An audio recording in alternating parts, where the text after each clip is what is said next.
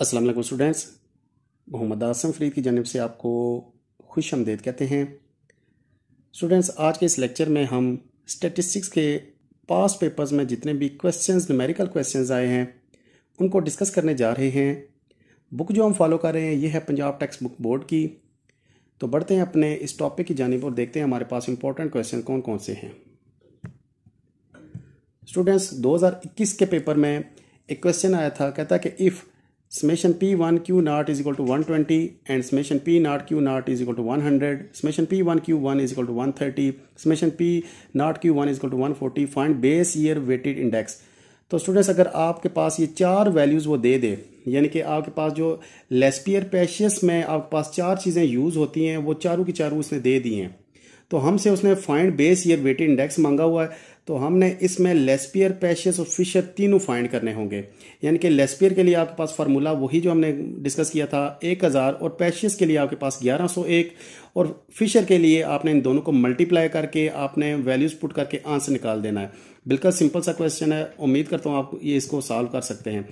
इसी के मुतबादिल अगर ये क्वेश्चन 2021 के पेपर में दूसरी दफ़ा ये आया था, उसमें उसने कहा था कि आपके पास ये तीन वैल्यूज़ उसने दी हुई हैं, तीन वैल्यूज़ दी हुई हैं, यानी कि P1 Q naught की, P naught Q naught की, P1 Q1 की। उसने अब ये बात की है कि आप इसमें से फाइंड करें बेस ईयर वेटेड इंडेक्स। तो स्टूडेंट्स, आपको पता है कि जब हमारे पास तीन वैल्यूज़ हों तो हम दो फार्मूले नहीं लगा सकते। अब डेटा को देखें तो यहाँ पे हमने बात की थी लेस्पियर का जो डेटा है वो कंप्लीट हो रहा है, यानी कि summation P1 Q naught, summation P naught Q naught। लेकिन अगर हम पेशियस की बात करें तो उसके लिए हमारे पास P1 P naught Q1 की भी वैल्यू दरकार है, तो वो यहाँ पे मौजूद नहीं है। इसके लिए हमने सिर्फ लेस्पियर को फाइंड करना होगा। लेस्पियर के लिए आपने 120 को 100 से डिवाइड करना है, मल्टीप्लाई बाय 100, यानी कि आपने P1 Q naught की वैल्यू है 120, P naught Q naught की वैल्यू है 100, दोनों को डिवाइड करना है, मल्टीप्लाई बाय 100 करना है। आपके पास लेस्पियर की सिर्फ वैल्यू आ जाएगी 120। 2021 के पेपर में एक और क्वेश्चन वो आया था, वो कहता है कि आपने हार्मोनिक मीन को फाइंड करना है। वैल्यूज आपके पास है 5, 10 एंड 50। तो स्टूडेंट्स, ये देखें आपके पास अनग्रुप डेटा है, तो अनग्रुप डेटा का फार्मूला होता है HM is equal to n divide by summation 1/x। n की वैल्यू यहाँ पे देखें, तीन वैल्यूज आपको दी हुई हैं, तो हमने न्यूमिनेटर में 3 पुट कर दिया, डिनोमिनेटर में आपने 1/x किया, तो आपने हर वैल्यू को 1 से डिवाइड किया, यानी कि 1/5, 1/10, 1/50। जो आंसर आया तीनों आंसर को सम किया, तो इसको डिनोमिनेटर में रख के आपने डिवाइड कर दिया, आपके पास हार्मोनिक मीन की वैल्यू आ गई है। इसके बाद नेक्स्ट क्वेश्चन की जानिब अगर हम बढ़ें तो नेक्स्ट क्वेश्चन है आपके पास, कहता है कि if mode is equal to 25, median is equal to 15, find arithmetic mean. Student, बहुत इंपॉर्टेंट क्वेश्चन है, 2021 के पेपर में ये आया था।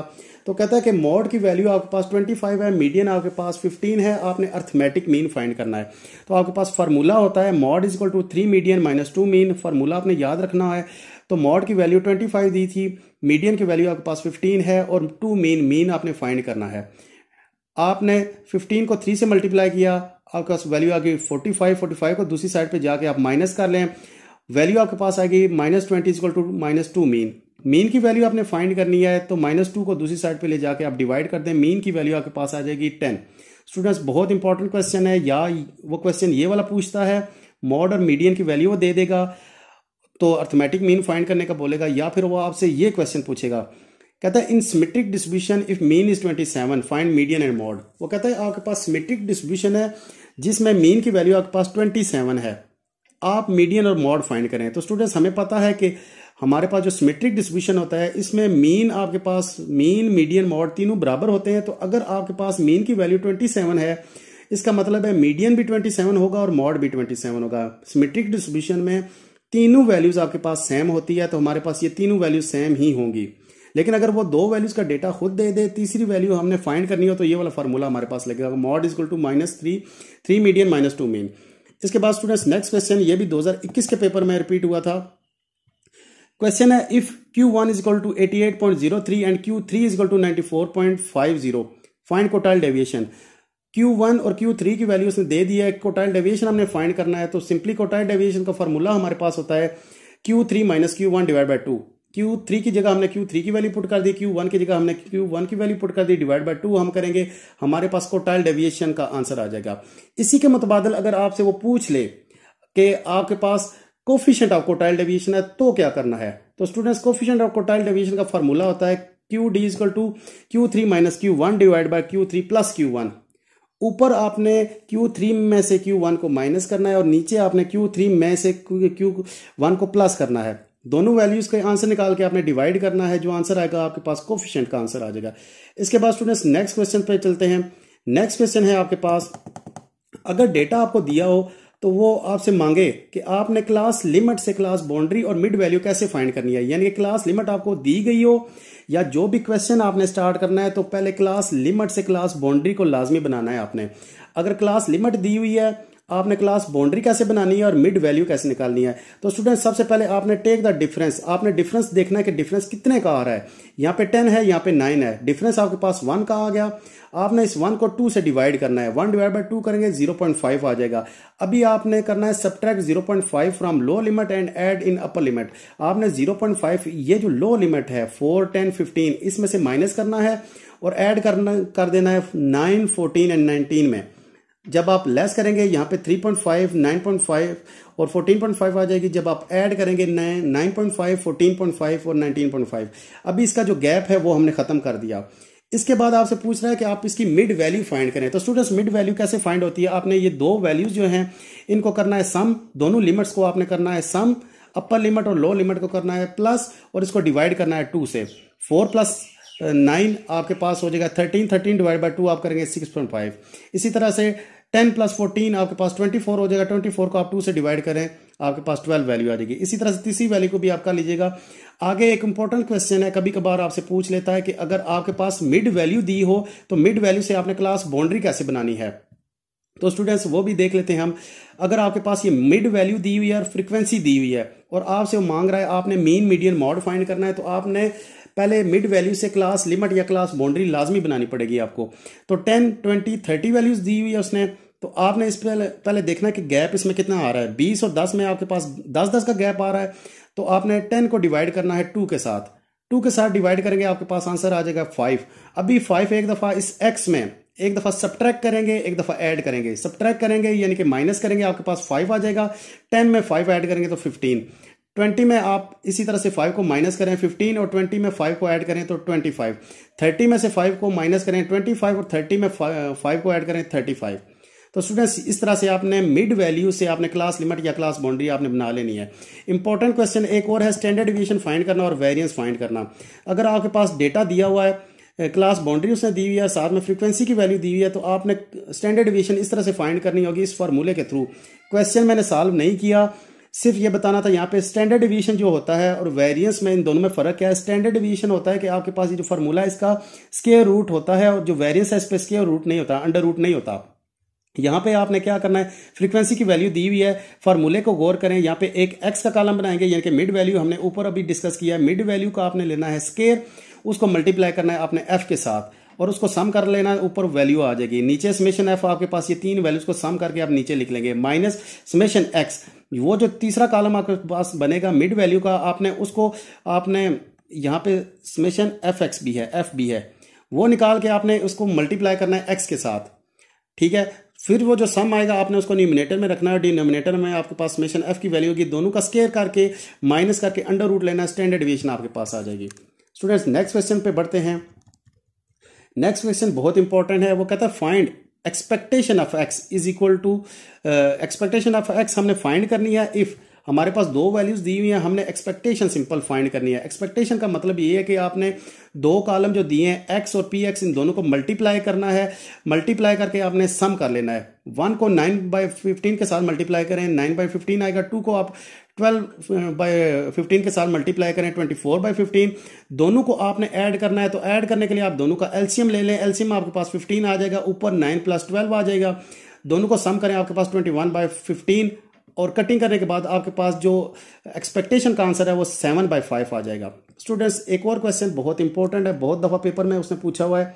पास पेपर में देखिएगा, ये 2018 के पेपर में उसने पूछा है। वो कहता है आपके पास y और प्रोबेबिलिटी की वैल्यू उसने दी हुई है, वो उसने आपसे मांगा है कि आप इसमें से फाइंड करें k की वैल्यू। स्टूडेंट्स इस पे गौर कीजिएगा।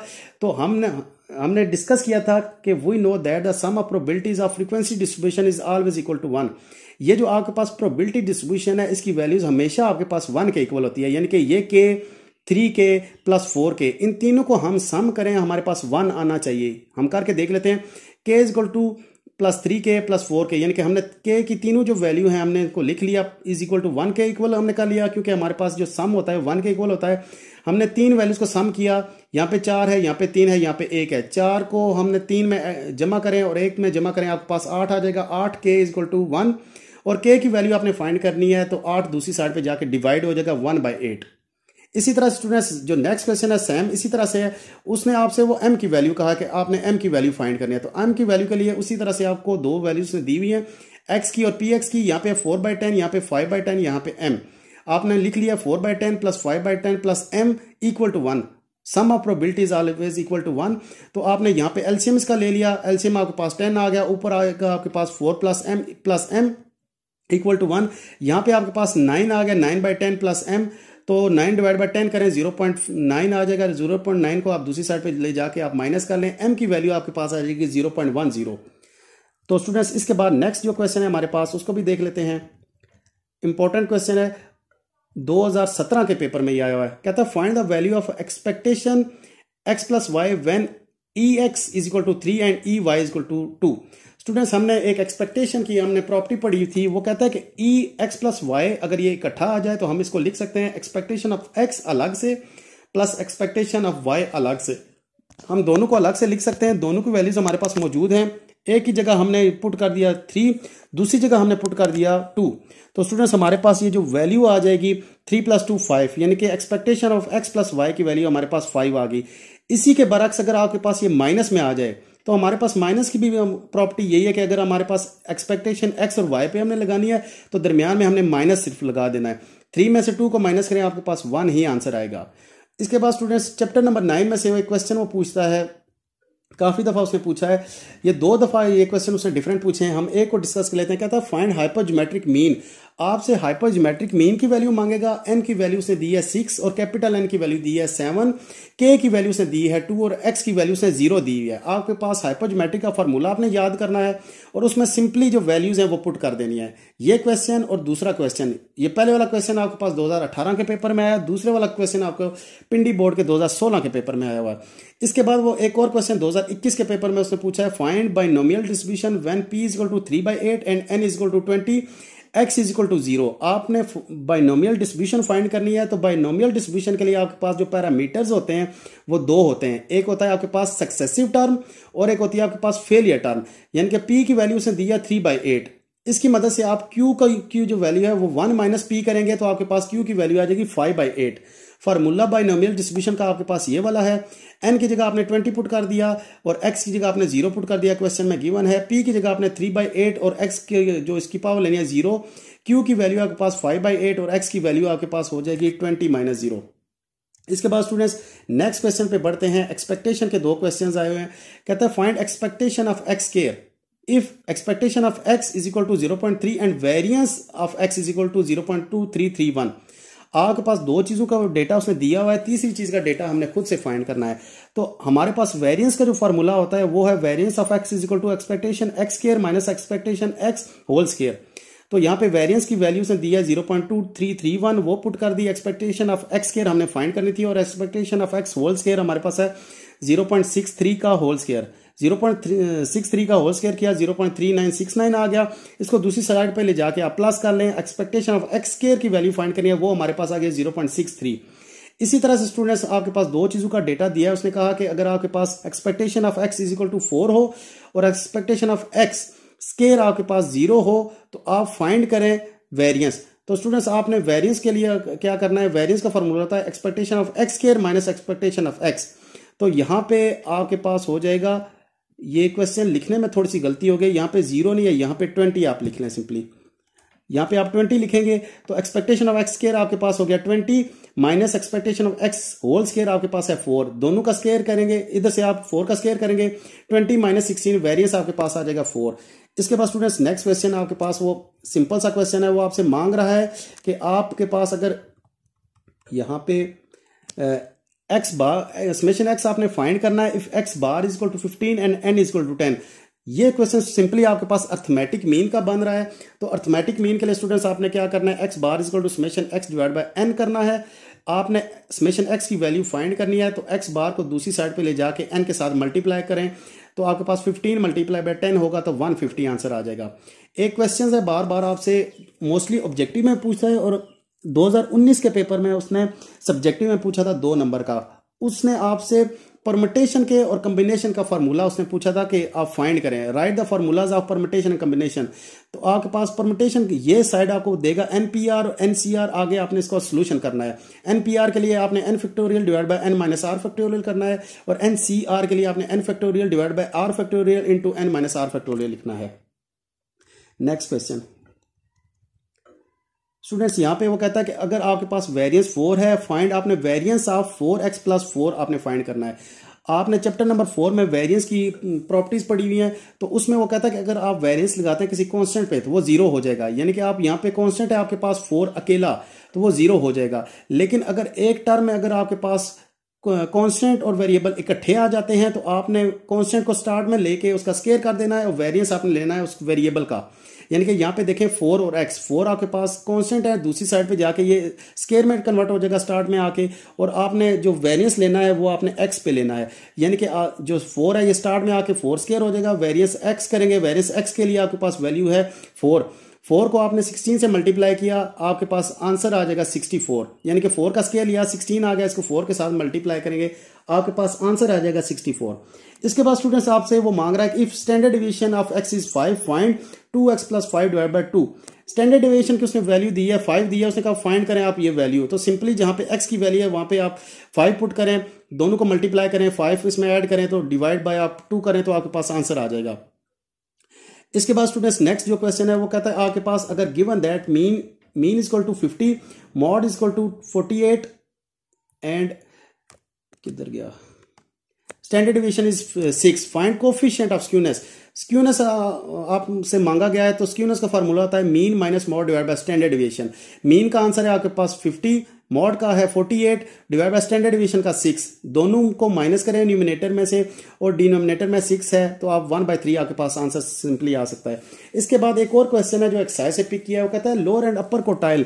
आपके पास लोअर कोटाइल और अपर कोटाइल की वैल्यूज दी है। लोअर कोटाइल की है 142 और अपर कोटाइल की 167, और मीडियन की वैल्यू आपके पास है 153। अभी उसने कहा कि स्क्यूनेस फाइंड करें, तो कोफिशिएंट ऑफ स्क्यूनेस और स्क्यूनेस में फर्क है। अगर स्क्यूनेस की वैल्यू आपके फाइंड करनी है, तो यहाँ पे आपके पास फार्मूला होगा Q3 plus Q1 minus 2 median divide by Q3 minus Q1। तो यहाँ पे आपके पास Q3 की वैल्यू दी हुई है, Q1 की वैल्यू दी है, मीडियन की वैल्यू दी है, Q3 और Q1 की वैल्यू दी है। सारी वैल्यूज को आपने पुट करना है फार्मूले में और आंसर निकाल लेना है simply. Find the coefficient of mean deviation when mean deviation is 4.08 and mean is 91। आपसे उसने coefficient of mean deviation find करने को बोला है, तो mean deviation coefficient of mean deviation का फार्मूला होता है mean deviation divide by mean. Mean deviation की वैल्यू से दिया है 4.08 और मीन की वैल्यू दी है 91। दोनों को डिवाइड करेंगे, आपके पास मीन डेविएशन की वैल्यू आएगी। 2 नंबर का क्वेश्चन पूछ सकता है आपसे। Next question is G find coefficient of mean deviation given that. आपके पास कोफिशिएंट ऑफ मीन डेविएशन उसने मांगा है, और आपके पास वैल्यू दी है x माइनस एक्स बार एब्सोल्यूट में, n की वैल्यू 5 दी है, और समेशन x की वैल्यू दी है 457.08, और आपसे कोफिशिएंट ऑफ मीन डेविएशन मांगा है। इसका फार्मूला हमारे पास ऊपर वाला ही है, mean deviation divide by mean. लेकिन मसला ये है कि यहाँ पे उसने मीन डेविएशन डायरेक्ट से नहीं दी हुई और मीन भी डायरेक्ट से नहीं दिया, तो हमने पहले मीन डेविएशन फाइंड करना है। उसका फार्मूला था summation x minus x bar divide by n। Summation x minus x bar की वैल्यू दी है 20.404 डिवाइड बाय 5n, 5 दिया है, हम डिवाइड करेंगे मीन डेविएशन आ जाएगा। इसी तरह से मीन हम फाइंड करेंगे summation x divide by n, ये वैल्यू आपके पास आ जाएगी 91.41। इन दोनों वैल्यूज को आप पुट करेंगे इस फार्मूला में। मीन डेविएशन की जगह आपने पुट कर दिया 4.01, मीन की जगह आपने पुट कर दिया 91.416, तो आपके पास mean coefficient of mean deviation का आंसर आ गया 4.46। इसके बाद स्टूडेंट्स हम नेक्स्ट क्वेश्चन पे मूव करते हैं। कहता है in data set mean is equal to 36 and standard deviation is 6, find CV। Question ये जो क्वेश्चन है 2018 के पेपर में आया था। आपके पास मीन की वैल्यू उसने 36 दी हुई है, स्टैंडर्ड डिविएशन की वैल्यू उसने 6 दी हुई है। आपने CV फाइंड करना है, यानी कि कोफिशिएंट ऑफ वेरिएशन फाइंड करनी है। फार्मूला उसका होता है standard deviation divide by mean. तो स्टैंडर्ड डिविएशन की वैल्यू आपके पास 6 है और मीन की वैल्यू 36, दोनों को डिवाइड करेंगे, आपके पास 1/6 इसका आंसर आ जाएगा। नेक्स्ट क्वेश्चन इज वो कहता है कि find coefficient of variation. Coefficient of variation find करनी है स्टूडेंट से। 2 दफा उसने क्वेश्चन पूछा है, एक दफा ग्रुप डेटा के साथ, एक दफा अनग्रुप डेटा के साथ। आपके पास उसने समेशन fx स्केयर उसने दिया है, समेशन fx दिया है और समेशन f दिया है, और उसने कहा कोफिशिएंट ऑफ वेरिएशन फाइंड करें, यानी कि सीवी फाइंड करें। तो सीवी के लिए हमारे पास फार्मूला ऊपर हम डिस्कस कर चुके हैं, standard deviation divide by mean. लेकिन उसने जो डेटा दिया है उसने डायरेक्ट स्टैंडर्ड डिवीजन नहीं दिया, हमने डेटा के थ्रू पहले स्टैंडर्ड डिवीजन फाइंड करना है और डेटा के थ्रू पहले मीन फाइंड करना है, और जो वैल्यूज आएंगी वो हमने फार्मूले में पुट करनी है।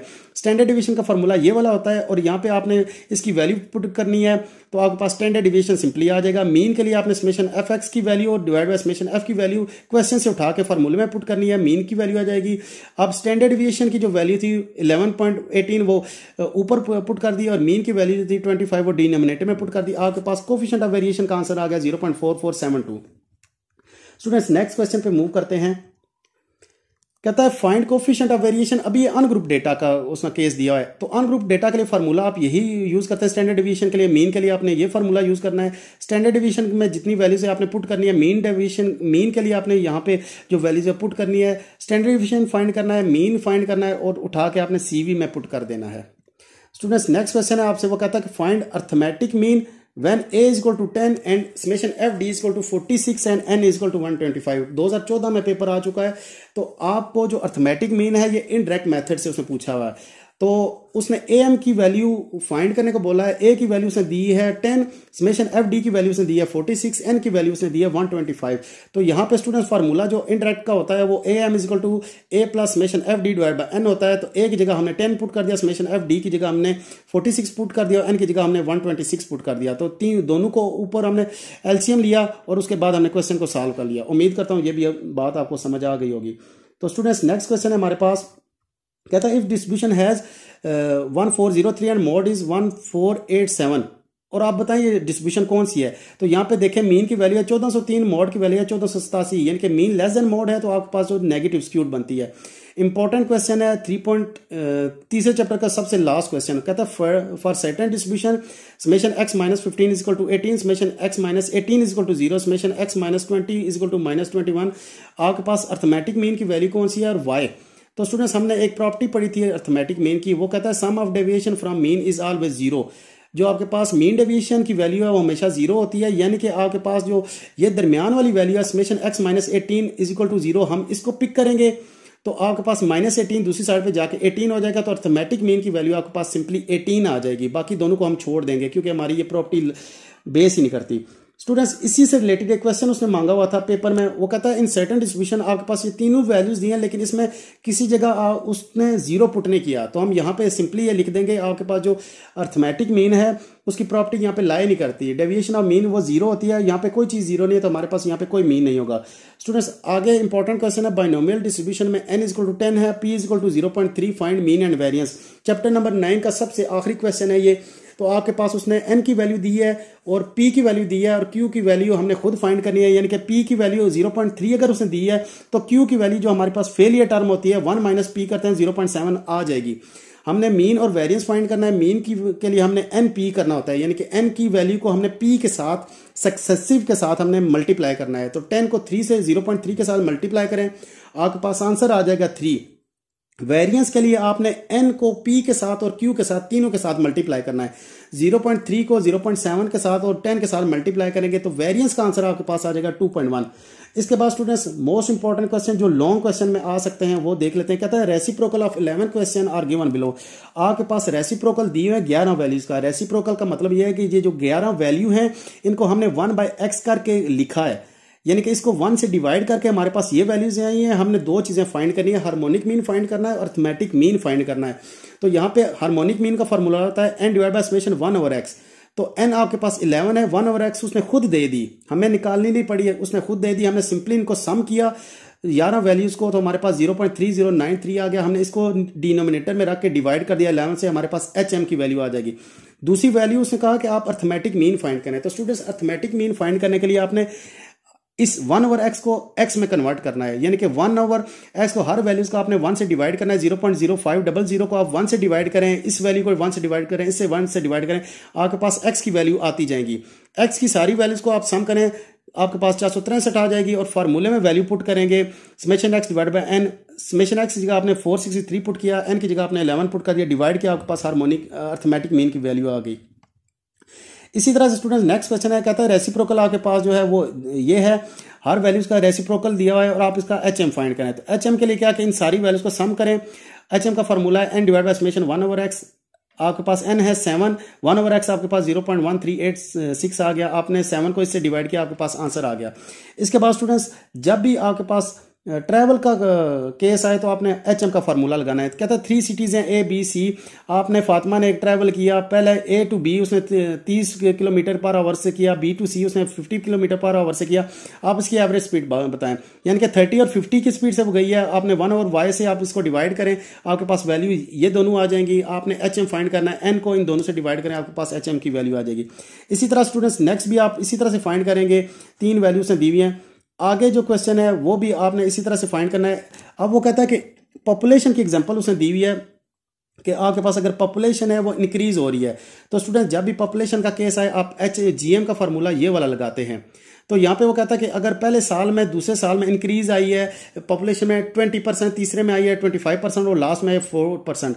अगर हम लेट करें कि हमारे पास पहले साल आबादी थी 100, तो दूसरे साल 20% जब इंक्रीज हुई है तो 100 प्लस 20 करेंगे 120। तीसरे साल में जो इंक्रीज आई है वो है 25%, यानी कि 100 में 25% आप ऐड करें, 25 को ऐड करें 125। इसके बाद लास्ट ईयर में आई है इंक्रीज 4%, 100 में 4 को ऐड करें 104 आ जाएगी। तीनों जो आंसर है आपने यहाँ पे लिखे, √3 लिया, √ को खत्म करने के आप इसकी पावर करें 1/3 हो जाएगी।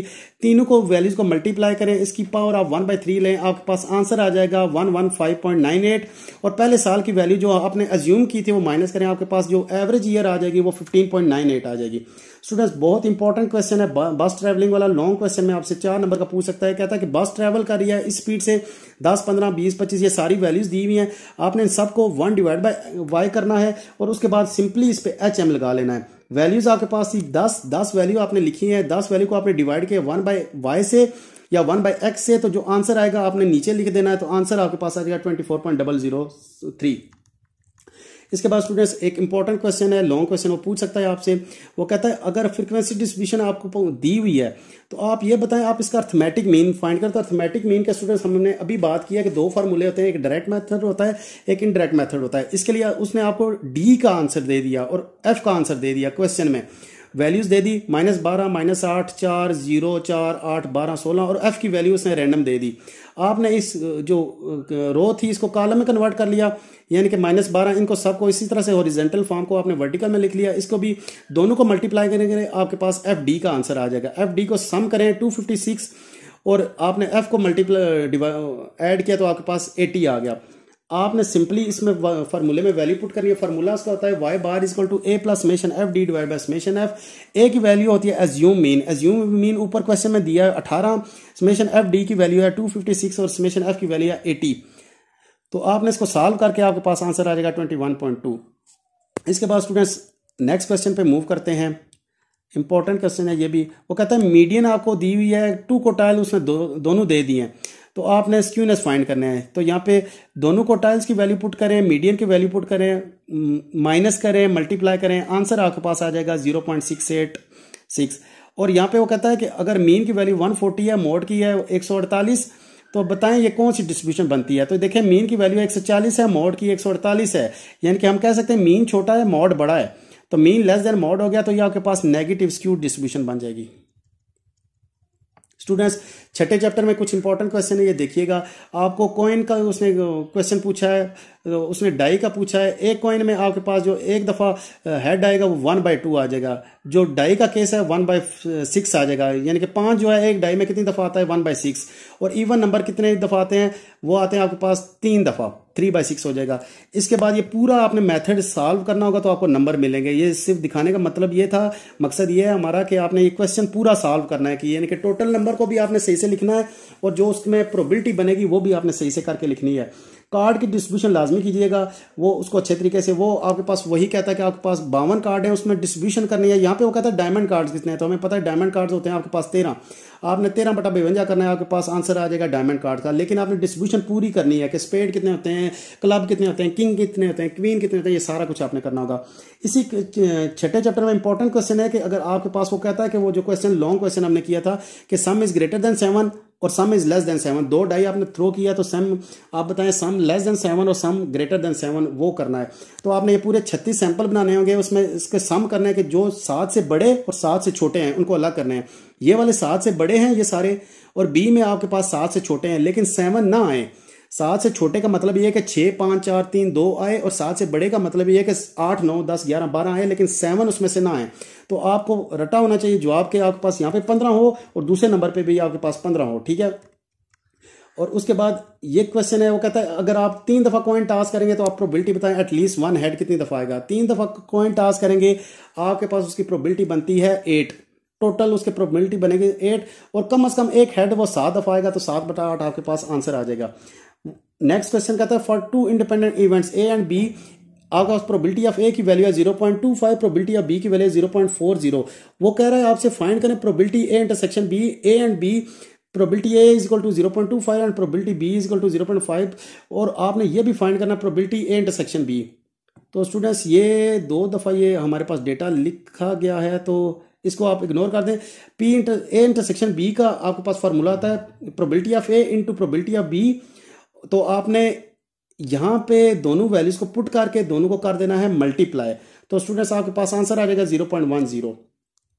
नेक्स्ट क्वेश्चन ये प्रूव करने वाला था, ये सिर्फ लिखने का मकसद ये है कि आपको बताना कि इंपॉर्टेंट क्वेश्चन है। ये देखिएगा 4 नंबर का लॉन्ग क्वेश्चन ये आता है, क्लास में हम 10 दफा डिस्कस कर चुके हैं। Expectation of 2x + 3 equal to expectation of x + 3, इसको प्रूव कीजिएगा लाजमी, ये पेपर में बहुत ज़्यादा चांसेस हैं इसके आने के। कैलकुलेट मीन एंड वेरिएंस, अगर ये आपसे पूछ ले तो ये आप फाइंड कर सकते हैं।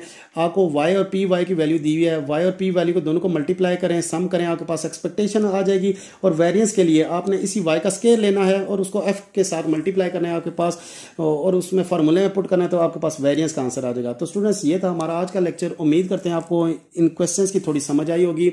वीडियो जल्दी बनाने का मकसद ये था कि हमारे पास क्वेश्चन ज़्यादा थे, 16 पेज थे, तो हमने इसीलिए थोड़ा जल्दी डिस्कस किया है। Best of luck for your paper. जो चीज़ समझ ना आए तो आप लाजिम मुझसे पूछिएगा। इंशाल्लाह पेपर के बाद आपसे दोबारा मुलाकात होती है। अल्लाह हाफिज़ जी।